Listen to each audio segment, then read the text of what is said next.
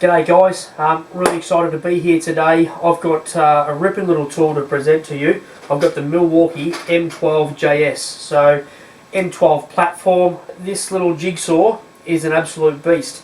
I've had it for quite a few weeks now and I've been spending a fair bit of time playing on it. I'm a real big fan of jigsaw, so it would have come across in videos before, but I've got a bit of a thing for them. If Dwayne was here, he'd just be elbowing me saying you've got more than a thing for them.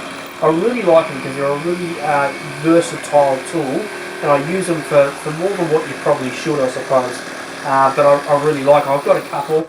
I've added this one to the arsenal. Now I've run everything, every test I've done, every bit of work that I've done. I've run it on 1.5. I've got the 4 amp hour M12 battery, which I could have run it as well. It clicks straight in.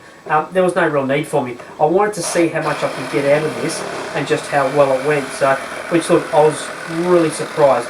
This thing's only 1.7 kilos, so she's a light thing. A lot of the others, my Makita cordless is at 18 volts, about 2.3. A lot of them are around that 2.3 plus.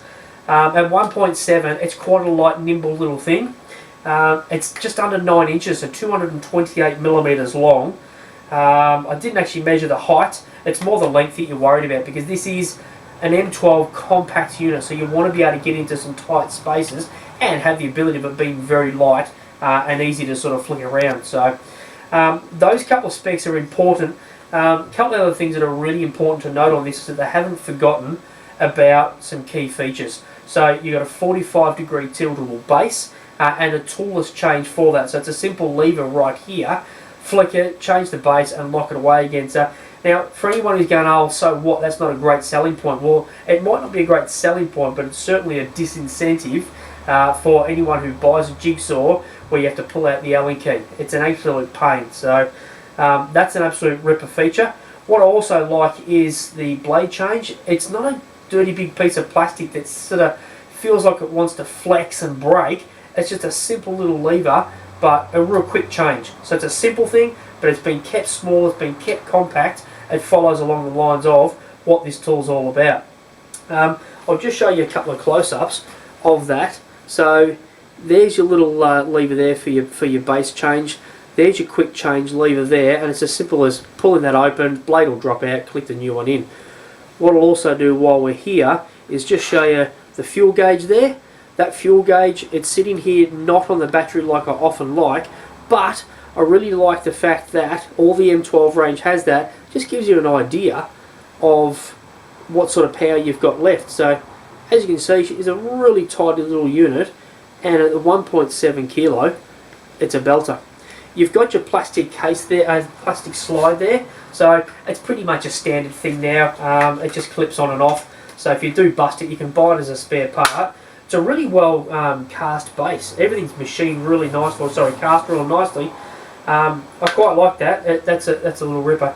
It's rated to 40 millimeters into timber, 15 millimeters to aluminium. I'm not sure why it hasn't got a rating for steel. Maybe they sort of don't want people cutting steel with this, but I'm telling you now, if you look after your tools and treat it right, and you've got the right blade, and there's no reason why you couldn't do 3, 6, maybe 10 mil steel with this, treating it correctly. I'm telling you now, this has got some guts. I actually ran it in a line against my Makita, and I've not done any footage because there's not a comparison, but I ran these two along and I tried as hard as I could to stall them out with brand new coarse wood blades. I couldn't stall either of them, and I also did it with a finer shallow blade on both, turning tight corners, and honestly I couldn't really pick the difference. Now, we're not in a power race for a jigsaw. That's not what jigsaws are about. So I'm not so much worried about that. I just wanted to see if this did have a limit considerably below what I would sort of rate it against myself, and I tell you what, it's stacked up really, really well. There's a couple of other things that we've got on it. You've got your little LED straight down here, so you can see out the front of your workpiece and directly down onto the blade, which I really like. It's got a 19mm cutting stroke, which is good. I haven't compared that against others, but I'm more than happy with that. The one ripper feature in amongst this to think about is it's 2800 SPM, so strokes per minute, 2800. Now, you got a nice coarse blade, and if you're punching through some pine or a soft type wood, you want to be able to clear that mess out at 2800 SPM. That's doing that. My Makita 18 volt is only 2600 SPM. So this was right up there speed wise.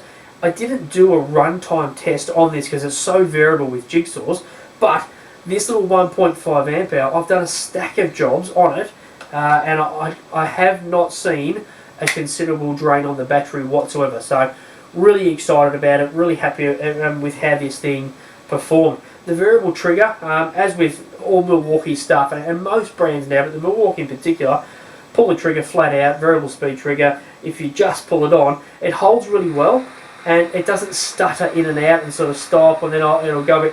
From the first tiniest press, it's got a really good variable speed trigger. I've spoken about how compact and how small and how light it is. I've actually been doing a couple of particular jobs which are reasonable size, sort of birdhouses, and it's sort of, you know, cutting windows and the likes out, which ordinarily you do with a multi-tool, I suppose you probably would, but I wanted to try with this. I've been holding the unit, because the whole building, so to speak, and actually turning this, and it hasn't felt like it's too big whatsoever. When I tried it with my other cordless, it's considerably heavier, and it just felt so big and cumbersome. This, it really does work well. So I'm guessing this is aimed more at obviously your cabinet makers and you guys, the sort of fitters. There's no way, I wouldn't have thought a chippy's going to be on this M12 line going, I need a jigsaw. But it's got the power to do a lot of the jobs that those guys would use it for. But for your cabinet makers, for your small toy guys, this is an absolute perler. It stacks up really well. So the other thing that I really like on this one is it's not brushless, which I wouldn't ordinarily say that as a bonus, but I'm telling you what, it smells amazing. So I've missed that smell, the sexy new motor smells. It's an absolute banger of a unit. You will not be disappointed. About $160, $170. I think $169 was recommended retail. And you should be able to pick that up at all specialist stores, so it shouldn't be an issue. The only thing I would say, guys, is a couple of small things that I would have loved for them to include. The pendulum action is what actually turns a jigsaw into such a versatile tool. So what I would have loved to have seen is actually the pendulum set up in there. Now, understanding that does add a fair mechanism to it, so maybe the size, they sort of went, you know what, we can put in certain key features. There's some we're just not going to be able to put in. Maybe that was it. I've just come to rely on that pendulum action quite a bit, because I do actually rip quite a lot of timber, and I do a lot of jobs which I hadn't realised so much with my jigsaw with the pendulum action engaged. So it hasn't got that. It doesn't stop the use of the tool whatsoever. It just means you actually notice that you're having to push the tool through a lot more than what I ordinarily do. And the other thing I would say is they've got the anti-splinter guard here, which is super. I like the fact that it's there for safety, but it actually, the LED does not shine through it because it gets dusty straight away. So you've actually got about a ½ inch shadow just in front of the actual base plate and the anti-splinter guard, where you can't see your line because there's dust there, and the LED doesn't actually go straight down in front of that. So it's a small thing, but I think with a little bit more time, maybe they could have protruded the LED out a little bit more and made it more of a broad beam. But we are picking the small things out of these tools. In general, I think you'd be really excited to own this thing. Like I said, around $169. Milwaukee standard warranty on this line, and the M12 line now platform is really going gangbusters. There's a lot of tools that are in it. So once you get on the M12 platform with your 1.5 amp hours, or you can do your 4 amp hours, you're not going to be disappointed, guys. You've got a really good platform to extend from, and you can build a fair arsenal of tools if you're on this platform. So I'd love to hear your feedback, guys. I think it's a great unit. If anybody out there has used it or has got one themselves, please give us some feedback, as we like to hear that. Hit our Facebook page, like and subscribe. Thanks very much for watching. Hope you enjoy going out and getting your M12 jigsaw. Thank you.